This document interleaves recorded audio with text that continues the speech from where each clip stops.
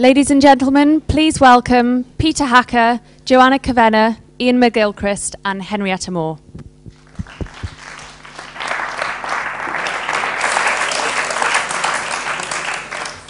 Good afternoon, ladies and gentlemen. We're here to talk about new romantics, or the relationship between reason and romanticism. If we were to replace reason with more romanticism in our lives, would this bring benefits, or would it just bring new dangers which we have not yet thought about? Can I introduce you to the speakers this afternoon? On my far left here, Iain McGilchrist, who is a consultant psychiatrist and author of The Master and His Emissary, The Divided Brain and the Making of the Modern World. And the Western world. Oh, sorry? Of the Western world. The Western world, I'm sorry, Thank the you. Western world. Thank you. The Making of the Western World. Iain is a regular contributor to the Sunday Times and the TLS, and I'm sure some of you have read his writing. And then immediately to my left, Joanna Kavenna. Joanna's novel was the winner of the Orange First Novel Prize, and her works include The Ice Museum and Inglorious. And she's also a writer in residence at St. Peter's College, Oxford. And on my right, Peter Hacker, an eminent philosopher of mind and language, a leading proponent of Wittgenstein, and Emeritus Research Fellow at St. John's College, Oxford. So our speakers are going to talk for 3 minutes each, set out their positions, get you all thinking. We're going to have a debate then amongst ourselves, and then we're going to open the floor and have questions from you. So Iain, could I start with you, please? Yes. I hope that there won't need to be any necessary opposition between reason and romanticism, if romanticism is properly understood. It's about a way of thinking. It's not about a sloppiness of mind or just about privileging feeling. It's a vision of the world which transcends, that is the essential feature of it, the purely mechanistic or material. And I think the key points about it are a sense of the connectedness of things, the way in which things don't necessarily cancel one another out by being apparently opposed, and a sense of the relation between ourselves and the universe and one another. So, in fact, the Romantics weren't the self-indulgent people that one thinks. They were actually trying to impose a sort of philosophy. Now, if that is something that we miss in our world, then I would welcome a bit more of that. It relates, in my mind, to the way in which the 2 hemispheres of the brain attend to the world, which is the subject of my book, The Master and His Emissary. One attends narrowly and produces a set of observations, if you like, which are relatively detached, discrete, static, and not living. And the other produces a world which is interconnected, flowing, changing, evolving, but never certain. We need both of these. But in the modern world, I believe that we have narrowed down our vision so that we only have one, a rather mechanistic and reductionist one. Okay. Thank you very much. Joanna, would you like to? Well, I'm a novelist, so you could say that what I do is fundamentally, intrinsically, and necessarily totally unreasonable. And I guess also it involves a sense all the time that there's general usage of language, what people understand, and sort of one's own private register of language. And I think in this debate, we all know what unreasonable means. He's being a bit unreasonable, they're being a bit irrational. It's a kind of pejorative notion, except you have the sort of Freudian idea of rationalization, where your sort of emotions are actually telling your reason what to do. You're sort of justifying your behavior through this pseudo-reason. But we have to, I suppose, acknowledge in this debate that there's a kind of pejorative aspect to unreason that we have just intrinsic to ourselves. And also that it comes of this sort of philosophical, historical effort in taxonomy and in sort of dividing experience into 2 realms, 2 sort of mutually exclusive realms. And so there's a question, this is, at one level, it's a kind of game with language. You sort of have language working like maths. You balance your equations, unreason on one side, reason on the other. And that's all very well and good when you do it in language. And the thing that's interesting in this debate is what happens when you put that in the realm of confusing, contradictory, equivocal, complicated human experience. And so what I'd say in regard of this is that is it a good idea to bifurcate our experience thus? Is that what we want to do? Blake said, without contraries, there's no progression. You kind of start with your binaries, you debate them, but sort of you progress to something else, perhaps. Also, I suppose the notion of what does it mean then to have a group that says it is reasonable? to say we are the rational group and everyone else is not reasonable. And I think this gets into potentially you shut down creativity. You say, this person's creative vision is not reasonable, by reference to some general common sense idea of the term. You say this scientist, her theory is not reasonable. And this has happened throughout science, Semmelweis, Alfred Wegener, you can find countless examples. Also this sense with religion, lots of people would say all religions are unreasonable. That's one perspective. But also this idea there are sort of common sense religions we can deal with, the sort of the C of E with its archbishops in the House of Lords, sort of part of our democratic reasonable process. But if I set up the Gospels of Brenda, and sort of said that Brenda died and then rose again and she was in my living room, you'd probably start thinking I was a bit unreasonable. So that sort of common sense notion of what is a reasonable point of view can be very restrictive, I think, can go against creativity. So I think the terms, the whole notion of reasonability has to be questioned incessantly and really always put below the complexities and sort of nuances of individual experience. And so that's where, the romanticism idea, I guess, is if we're understanding it to be about individual experience, about the primacy of your own unique perspective on things, then, maybe that is a better way. But in the end, maybe you should just kick down all these terms, and just assert yourself as a unique individual in time. And these are just mere props to your being, in a way. Great, thank you, Peter. There's so many things one could talk about under the aegis of these expressions. We could talk at length about the relationship between the Enlightenment and Romanticism, and a very good topic that is true. I shall not. I thought that I would try and open with a few remarks about what on earth we mean by reason and rationality. The faculty of reason is exhibited in reasoning, and one reasons well when one's conclusions are well supported by good reasons. Now, reason is both a guiding and a regulative faculty. By the use of reason, we are guided in our thoughts, decisions, and feelings because we have reasons for thinking, acting, and feeling as we do, sometimes. And by its use, we regulate our unfortunate disposition to think, act, or feel for bad reasons or for no reasons. The faculty of reason has two faces: being rational and being reasonable. Everything reasonable is rational, but not everything rational is reasonable. For example, rational economic man is a paradigm of unreasonableness. No. One is rational if one's reasoning is not swayed by irrelevant considerations and if it is valid. But one may be rational in pursuit of foolish or evil goals. Being rational in this sense is linked to instrumentality. Exactly. Reasonableness, on the other hand, which is the other face of reason, is linked to the appreciation of values and their multiplicity, to awareness of the legitimate concerns of others, to the ability to balance conflicting claims of people and situations, and to moderation in demands and expectations. Irrationality contrasts both with reasonableness and with rationality. Now, let's look at the question, do we live in an excessively rational or reasonable world? Well, it seems to me anything but. And I'll mention two or three topics on which it seems to me glaringly obvious that our behavior is anything but reasonable or rational. One is our current form of life. It is highly materialist, highly acquisitive. It's intensely competitive, desperately insecure. It involves massive disintegration of family life and loss of social identity. It's difficult to argue that this is being reasonable, but we very rarely question it. A second issue, there's only one serious issue in the world today, and that's global warming and climate change. The rest are trivial. In another 50 years, nobody will remember about Libya or Afghanistan. There's only one problem, global climate change. We're rushing like lemmings towards the precipice of a rise in 4 degrees temperature by the end of the century and a population of 11.5 billion by the latest estimate. Our children will pay dearly for our lack of reasonableness. I could go on and cite other features. Intoxication in politics in America and the United States with messianic democracy, a point of utter asininity as far as I can see.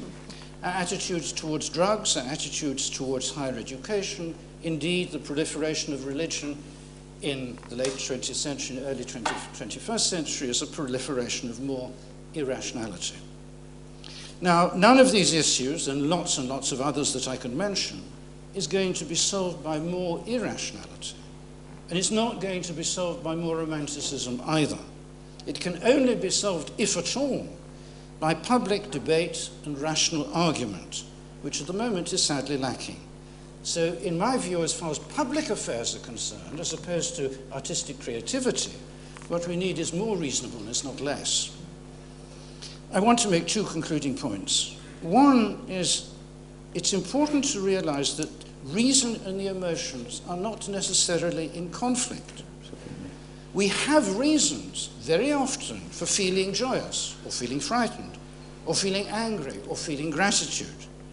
And our emotions, such as these, are sensitive to reason.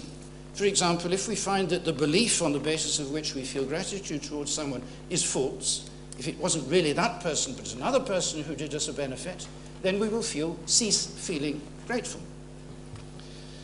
So the emotions are sensitive to reasons, many of them, some of the time, not all of the time. A final point I want to make is that the idea that the Enlightenment invented rationality is surely confused. What is true is that the Enlightenment fought the bigotry and dogmatism of the Church. It fought against the arbitrary use of power by autocrats. It advocated freedom of speech and freedom of publication. It eliminated torture. It struggled to reform the penal code. It embraced the ideals of the rights of man and, above all, urged people to think for themselves. Now, it seems to me that the last thing we want to do is to turn our faces against the ideas of the Enlightenment. They may not be sufficient, but they are certainly necessary for decent, civilized life. Thank you. Thank you very much. Well, three great positions. So I think we are in agreement probably on the panel here that we need reason. We probably need more reason and more rationality in our lives in a certain way, particularly in public affairs. We'll probably also agree that it might not be helpful to overdraw the distinction between reason and passion, or reason and emotions, for just the reasons that Peter has given and laid out. But Iain, I wondered if I could start by just turning to you for a moment, though, and asking, within that set of understandings, what is it from your point of view that you see romantics or romanticism contributing to the kinds of challenges that we might all be facing? Well, again, I think we need to be careful with words. But the first thing I suppose to say is I suspect Peter thinks that he's adopted a position that is in some way contrary to mine. But I was thinking as he talked whether I could fit a razor blade between his position and my own. And it wasn't until he started going into a slightly, if I may say, irrational worship of the Enlightenment, which he then very nicely qualified at the end by saying, it's enough, but it's not enough, it's a good start. And then I thought, phew, well, I agree with that. So, in fact, there isn't anything I would disagree with there. There's problems with the word reason and there's problems with the word romanticism. What Peter was doing was moving backwards and forwards between rationality or excessive rationalism and reasonableness. And when he was saying we don't live in a world that is or reasonable, of course I would agree with him entirely. It's entirely unreasonable, largely because of its rationalistic stance, its following of algorithms and systems, its belief in utilitarian ethic only, and its belief that things are found by going straight for them in a very obvious way, taking them out of their context and just going in a linear fashion towards them. That way you will achieve them. Whereas actually experience shows that most things in life that are of any value can't be achieved in that way. So it's about recovering the sense that things are not isolated but need to be seen in context. But precisely about getting back the concept of reasonableness, what the Germans call Vernunft rather than Verstand, which is this kind of mechanical kind of reason, and a distinction that is harder to make in English. And the problem with the world that we're in is that it is both completely unreasonable and entirely rationalistic. And this is the place to then say, well, what do we do about it? Well, let me try and salvage the concept of romanticism. Romanticism, as I say, is absolutely not about feeling versus thinking. It's about two ways of thinking and two ways of feeling. Because in fact, as Peter says, thinking and feeling are not separate. That's a fact that's very clear in experience, it's clear in neuropsychology. And we all know it's true. So it's about actually engaging our feelings with our thoughts in a mutual dialogue. And I agree with him again that, you know, our intuitions are better when they are disciplined by reason, and our emotions respond to reason, and our reason needs to respond to what our feelings tell them. As Aristotle knew, you can't just apply the same kind of logic that you would in mathematics to medicine or to the law. They require a different application of reason. So really, that is all that I would be wanting. But it's a very difficult thing to get across these days, because it gets immediately polarized in this way, into either it's got to be unreason or it's got to be a sort of rigid kind of reason. And that other rather subtle thing comes out of the experience of a culture that is working well, used to be present in our culture, and I think has been jettisoned. It's been jettisoned on the one hand by a move toward a kind of very reductive scientific materialism espoused by biology, although not in any way underwritten by physics, on the one hand, and a kind of throwing out of everything by postmodernism, that really it's all whatever we care to make it, and it's all in our minds. It's neither of those things. It's about a patient, careful dialogue which comes with experience and involves both reason and emotions between ourselves and the world around us. So perhaps one of the things then that holds together the reason and feeling in this way is experience and attention to deep experience. And Joanna, that was something that you talked about in your opening remarks. I mean, does that resonate for you, the idea that it's a return to the kind of texture of human experience and human engagement with the world that would make perhaps a way forward here? Yeah, I think a lot of these sort of dogmas of reasonableness or unreasonableness are basically intended to tell people what to do. I mean, so of course you have, you know, if you set up a group and you say we're the reasonable group, you know, we're the sort of, you know, we're the scientists and we understand absolutely what's going on, well, we will one day, and we're a sort of priesthood, and we're kind of intervening between you and what you feel and think, and you know, what we know, this sort of esoteric knowledge. And you can say, you know, it is as much a priesthood when a scientist does that as it is when a cleric does that. Exactly. And so all the time you're stripping people of their own perfect right to try to seek out some form of understanding themselves, to use their own, if they want to call it reason, their own reason. So I would say absolutely there's a crucial point in here, which is the allowing people to insist on their own experience. And also I'd say it's also a crucial political point, because if you set up a group as reasonable and castigate another as unreasonable, you know, that leads to total oppression. I mean, you can say something like, you know, the Enlightenment notion of, you know, the reasonable. You look at Linnaeus, this sort of Enlightenment text of taxonomy, 1735, and effectively Linnaeus is saying, you know, everybody is pretty unreasonable apart from European men, you know. Yeah. So you have a consistent strain in that if you start to sort of tell certain people that their experience is not reasonable, not allowable, then it's very easy to start sort of shunting them off into some kind of excluded zone, you know, where they're just simply not allowed to speak, in a sense. But I mean, it's difficult though. I mean, how do we deal then, Peter, with when we fundamentally disagree with people, or when we do think that their beliefs are maybe irrational, or perhaps pernicious in their irrationality? Well, it depends what the system of beliefs we're confronting is. I don't think there's any point, any person or group standing up and saying, I'm reasonable and the rest of you are unreasonable. What they need to look at is the reasons. I mean, what are the reasons that support the particular stance taken, the particular judgment made, or the particular prescription for individual or social or political change? It's the reasons that matter, not the person who says that he's reasonable.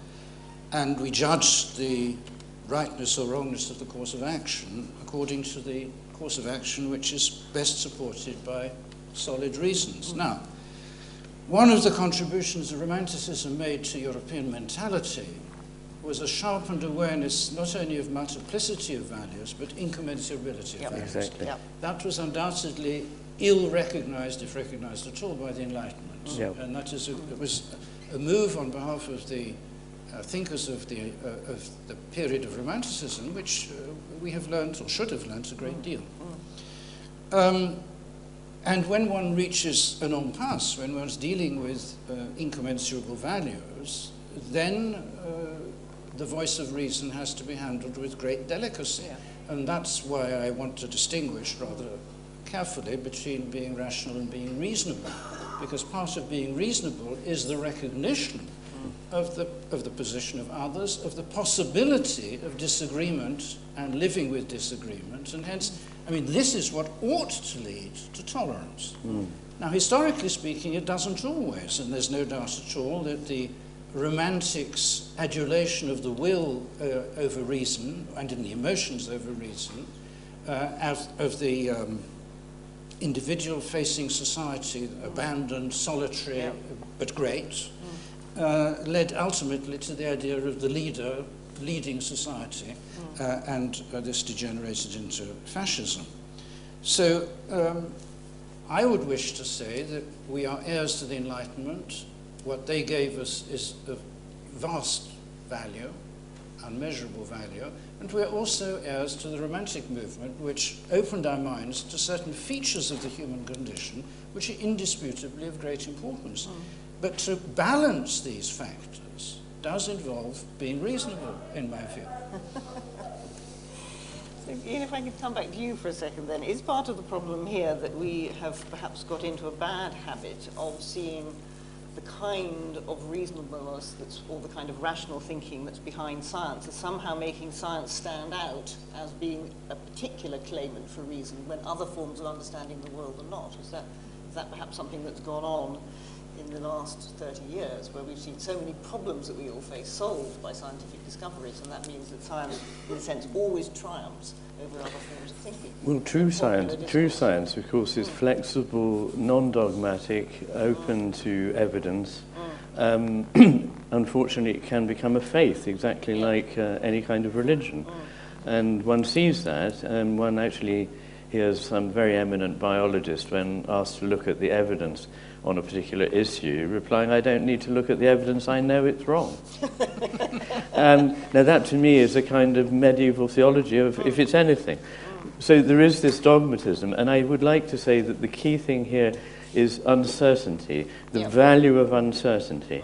And what the Romantics brought back, that the Enlightenment drove out, was that these things are, that there are incommensurable values, that there is a coincidentia oppositorum, that things are not necessarily transmissible like goods into other people, but have to be evoked in a dialogue with them, and so that it's not this straightforward thing that it looked. It's far more complex.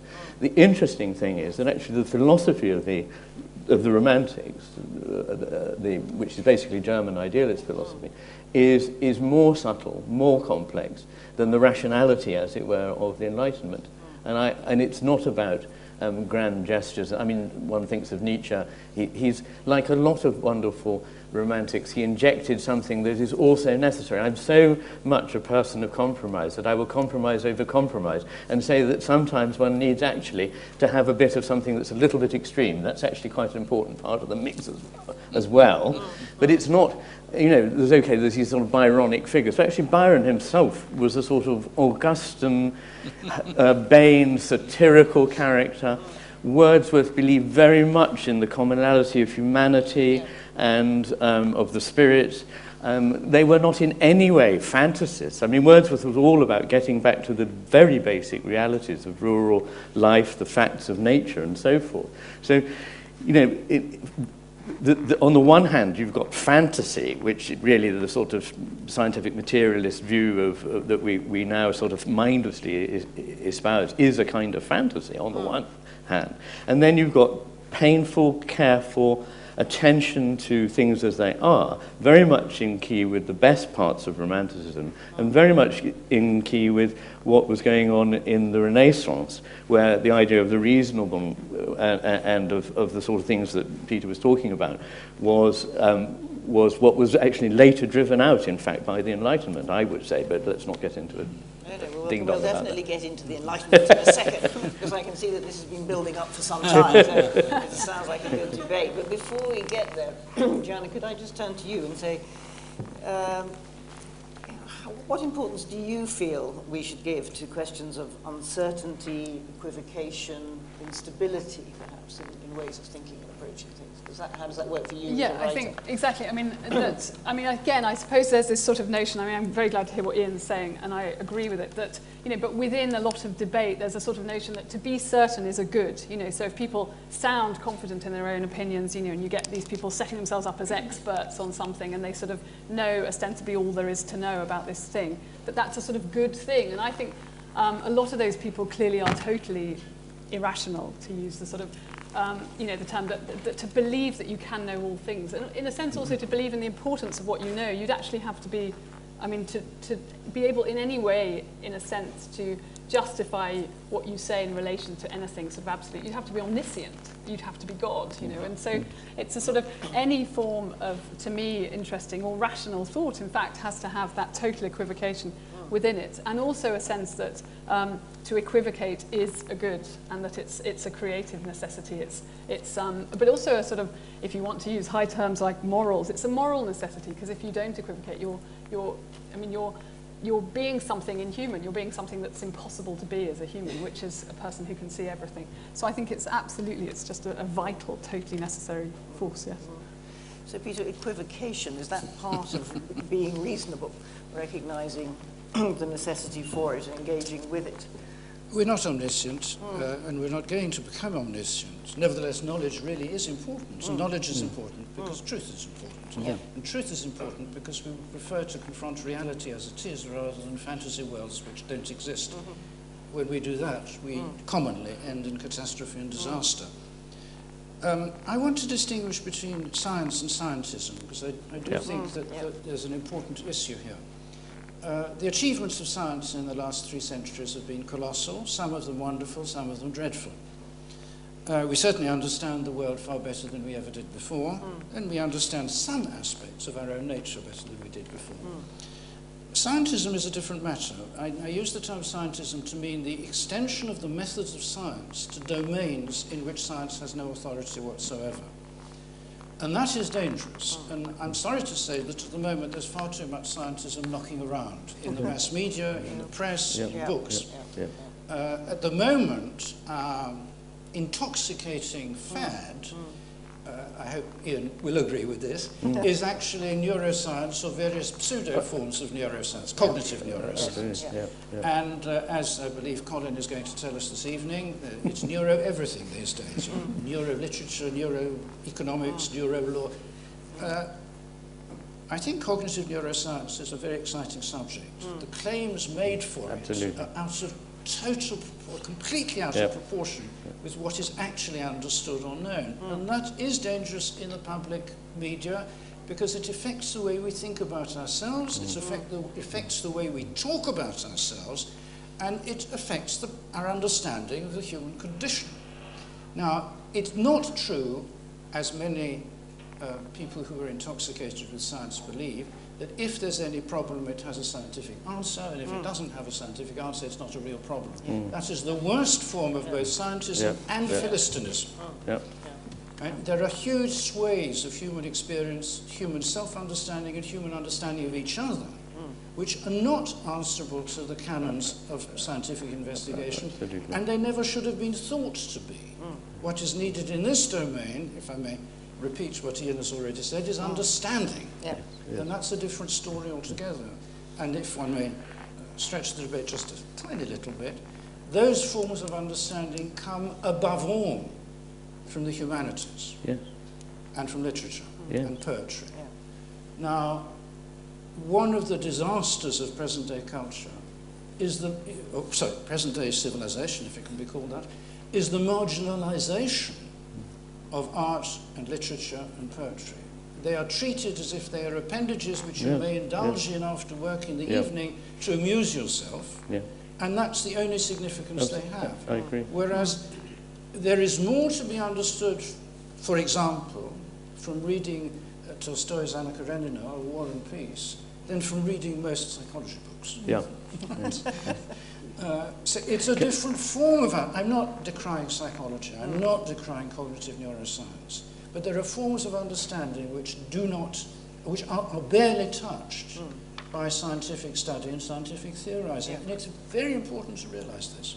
If we owe anything to the Romantics, it is that. Yes. Can I say, I agree with that very largely, as you imagine.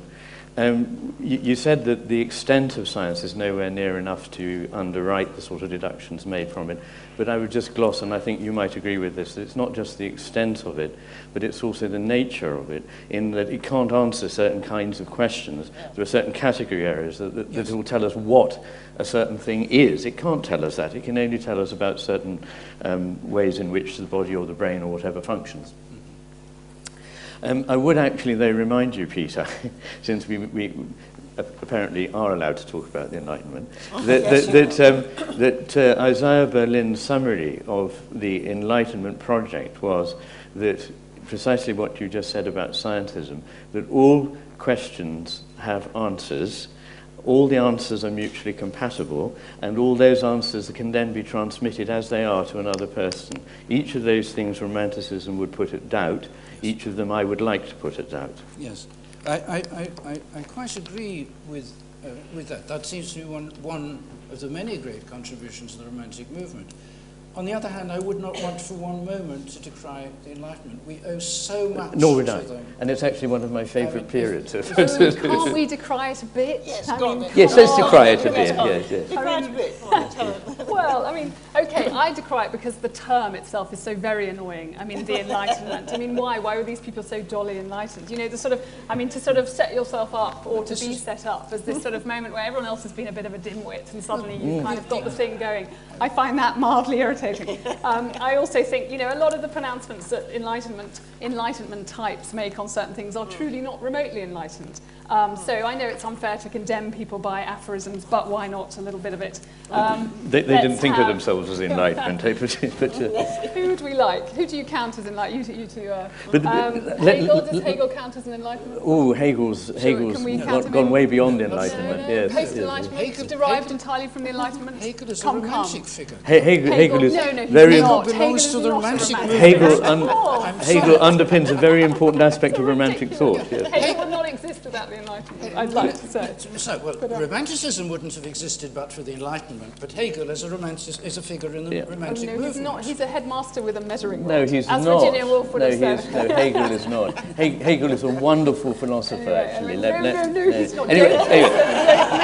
But look, the Enlightenment thing is so interesting because, of course, by denying, if we ever deny the other pole, which is a truth in psychology, if you deny the dark part of yourself, it leads to a lot of extremely deranged and cruel behaviour. It's very important to recognise the dark, and in fact, if you don't recognise it, it comes out in some form anyway. Yes, of and course, in my chapter on the Enlightenment, which it ends by showing how it leads to the dark, actually, and that there is an extraordinary dark side to the Enlightenment in the imagination, in fact. No, absolutely. I think we're absolutely right. Yeah. But also, what is actually intriguing is that this hyper-rationality and this thinking of things by a mechanistic way is actually, and being omniscient, are all aspects of madness. They're aspects of schizophrenia. Exactly. The schizophrenic is not under-rational, he's over-rational in circumstances where he should be entrusting his intuitions about things. Yes. No, I think as soon as you hear someone saying this is the total theory of everything, you should call the ambulance almost Absolutely. immediately. Yes, I do think you're exaggerating, Joanna. For one, the term Enlightenment is a German term, not English, not Scottish, not French, even though there was a Scottish Enlightenment, an English Enlightenment, and a French Enlightenment, not to mention other countries. The German Aufklärung set themselves up against the autocracy of little principalities or larger kingdoms, which involved censorship, an absolutely appallingly arbitrary legal system, against the authority of the church that imposed dogma upon them so that they couldn't publish what they wished to publish, and so on and so forth. That was why the Germans used the term Enlightenment. David Hume did not. No, I said to be set up as well. Also set yourself up as. Yes. So I don't think that those criticisms are fair.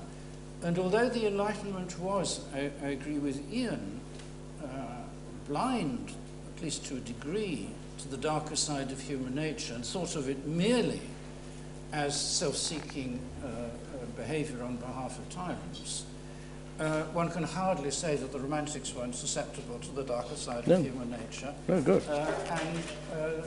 The springs of fascism do certainly lie in the aggrandizement of the will. Yes, you see, this is where we have to disagree, because it's not, Romanticism isn't actually about the aggrandizement of the will. The aggrandizement of the will is the overdrive of this acquisitive, rationalistic, utilitarian way of looking at things, which dresses itself then with imaginative fantasy, which is really what you get with Nazism and fascism.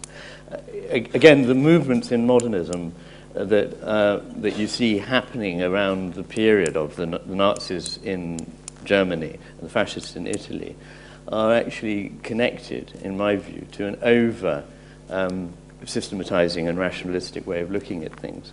And this is not what actually the Romantics were interested in. Yes, I think this is, well, I think both tendencies are there. That's the point, and it depends on how they're developed.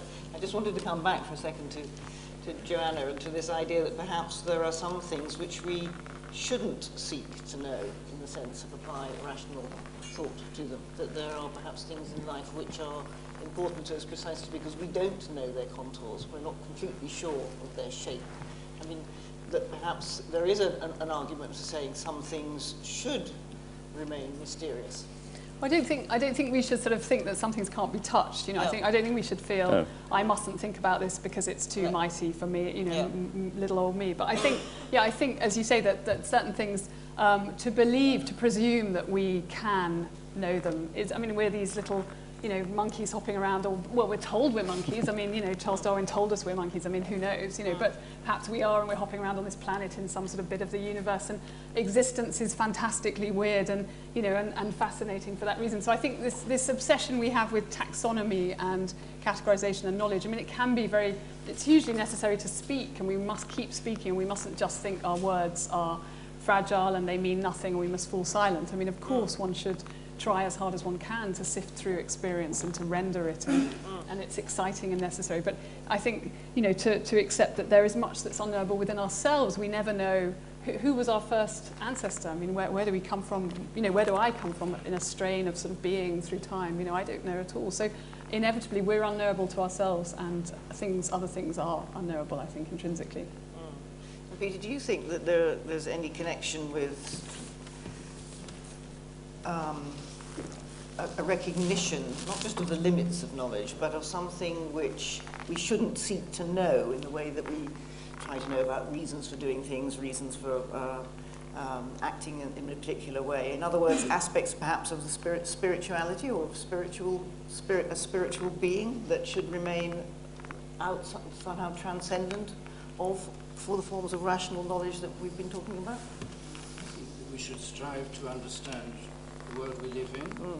We should strive to understand ourselves as best we can. Our possibilities may be limited, but we should at least try our best to pursue those possibilities and to realize them. I think that knowledge is of intrinsic value. We are cognitive creatures. We seek to know and understand. I don't think one should place any limits. That does not mean that knowledge is never harmful. No. There are plenty of forms of knowledge which we already possess, which we misuse, abuse, and do dreadful things. But that can't be predicted in advance. No.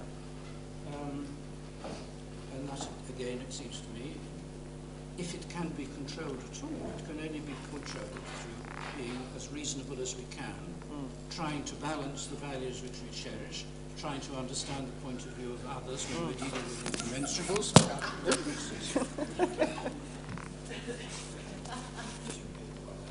Just repeat on that. Is that what he said? I don't think I could possibly ask you to repeat all that, but you want to come into it, Iain. Well, if I may, I just wanted to make two very quick observations. Yes. One is that we tend to think of Romanticism as a culture-bound syndrome. The sort of beliefs of 50 years of our own history. But as I discovered in writing the book, they are in fact shared by many other cultures who wouldn't at all share the culture-bound view that we're all mechanisms and that we work according to rationalistic algorithms. And so I'd just like to say the term romanticism is deeply unhelpful. It's the only term we've got for something more than this view, and we desperately need that something more. We might not want the worst aspects of romanticism. The other thing I'd like to say is I completely abhor this business of the sort of fashion accessory neuro tag to just about everything that happens these days. And I sometimes find myself being asked to go and speak to people that I'm very, very keen to speak to, because I think they can teach us very much, because they're artists or dancers or painters or writers or whatever, but they think I can somehow illuminate what they're doing, but in fact it's all the other way around. We need to rehumanize science by its context in the humanities. And in particular, I feel very strongly that medical education needs to go back to the fact of being rooted in humanities. Most people in medicine have no background in philosophy or the arts. They don't therefore have a clue what it is they're doing half the time. I mean, they know what procedures to carry out, but actually what it is that they're looking at when they're looking at a human being and a human body and a human mind, is something that you get from knowing about the humanities. So I think it's very, very important. Yes, well, I think that neuroaesthetics is the thing that worries me most. Yeah. I mean, the questions of beauty and truth, and I think that forms of imaging might do a great deal for us and have done a great deal for us, but they're unlikely to cast much light on the question of aesthetics or indeed of beauty and truth. And they can cast some light.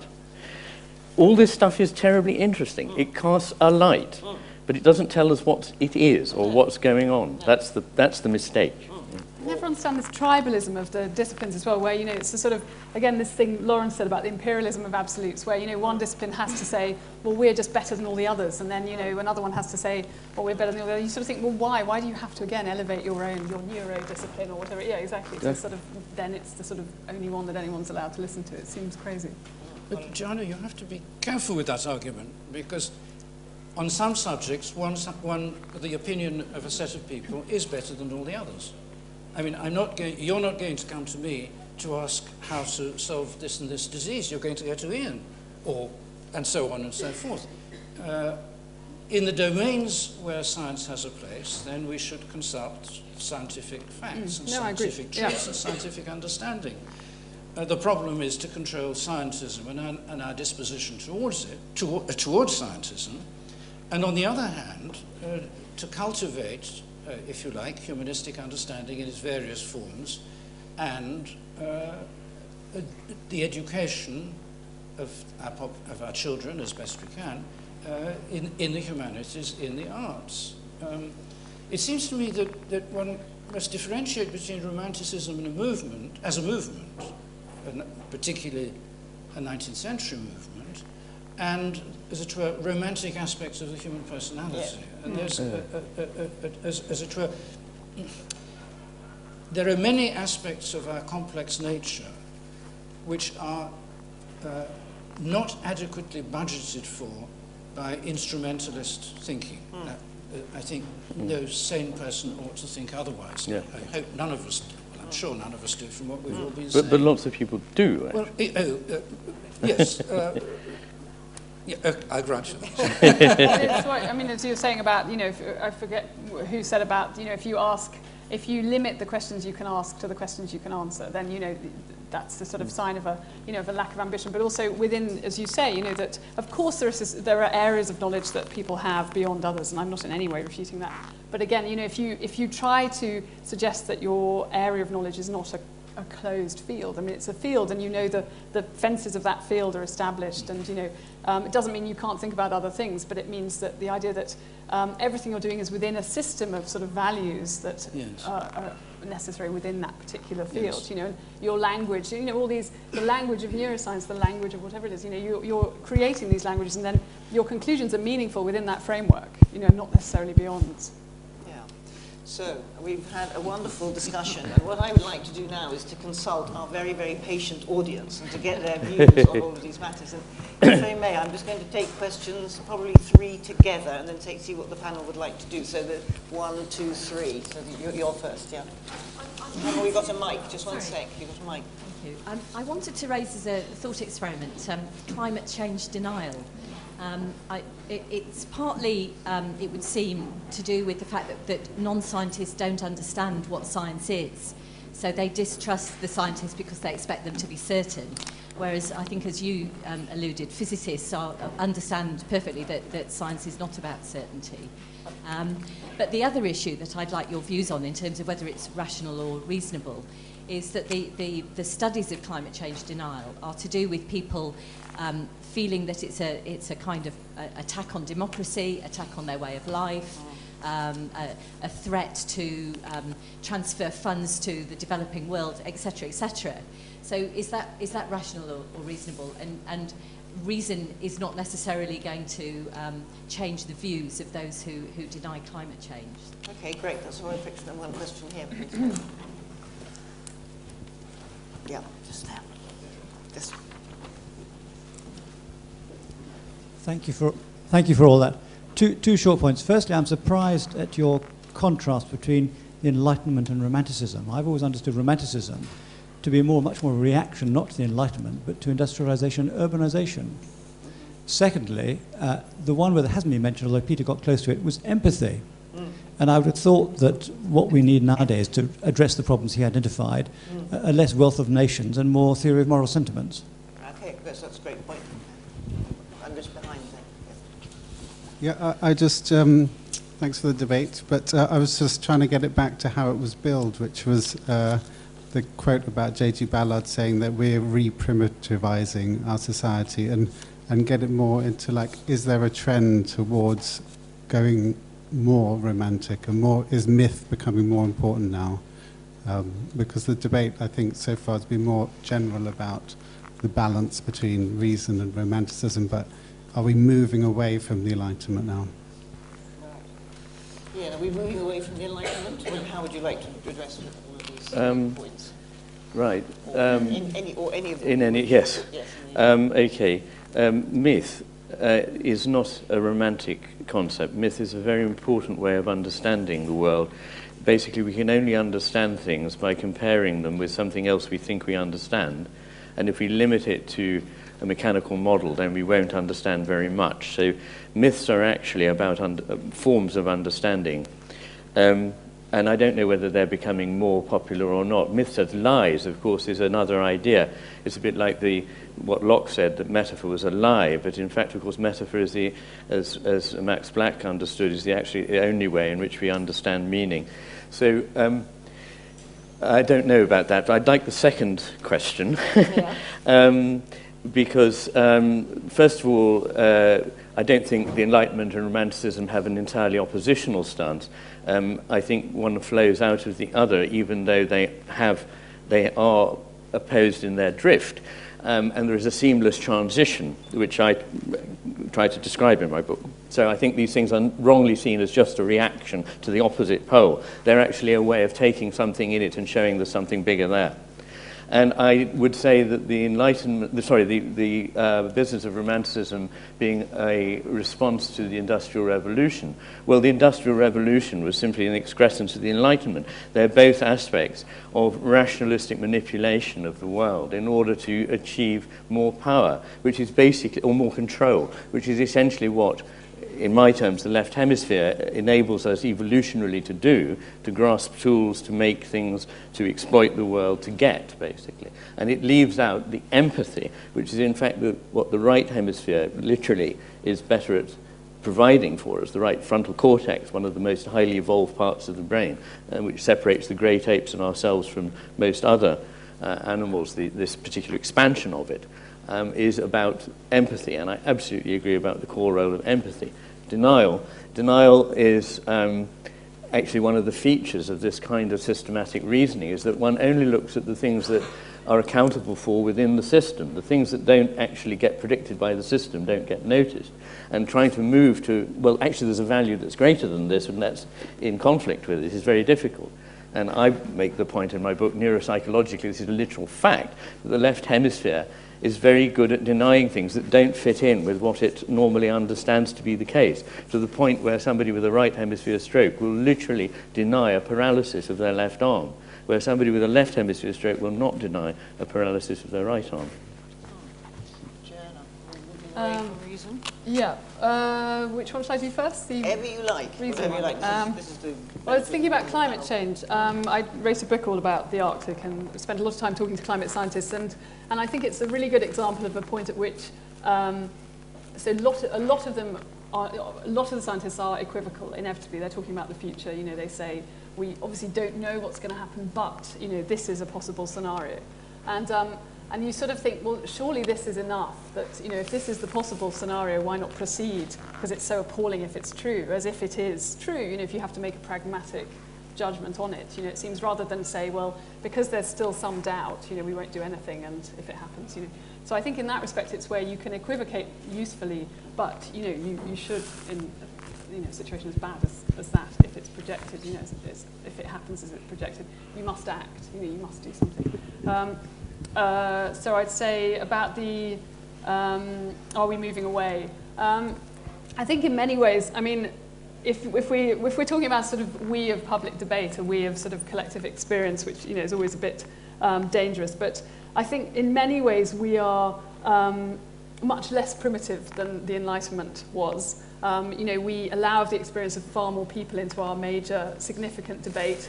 You know, we allow the experience of women, we allow the experience of, you know, non-white, you know, men. We have a far greater interest in a multiplicity of experiences as sort of, you know, so the idea that a sort of idea, romantic idea of the importance of the individual and, you know, of experience would be a sort of a shutting down of a sort of intellectual, you know, Enlightenment debates. Clearly, I think, you know, you can progress. It's a better thing to be sort of more open and sort of post-Enlightenment. But into a sort of primitivism, I mean, who wants to be in an age of primitivism? I mean, if we all understand that means sort of raging around and killing each other and sort of, you know, sacking people, you know, waging war on them because we don't like them. I mean, that's clearly not a good idea, but I think, you know, to get away from this notion. What? Yes, of course, absolutely. But, you know, so exactly, I mean, of course, yeah, there's masses of it. But the idea that we should sort of, you know, the noble savage, that sort of hideous notion that it's much better to be sort of stripped of, you know, any of the goods of society, you know, that you've gained slowly. The what, sorry? The royal wedding. Oh, I see. Oh, God, no, I thought that was just hideous, ritualized sort of, you know, the girl with her, it was like watching one of those sort of rituals where you don't know whether the woman's going to be killed or whether she's going to be married, you know, because she's come on with her big veil. I thought it was horrifying. I'm sorry we have run into, I'm really going to have to cut Peter, I'm going to have to cut Peter off as well, because I've got somebody gesticulating at me, because we've enjoyed ourselves too much, and we have gone on so long. Can't have that. First of all, I'd like to thank the audience. It's been a wonderful audience, but also perhaps to ask you to join with me in thanking Iain, McGilchrist, Joanna Kavenna, Peter Hackett.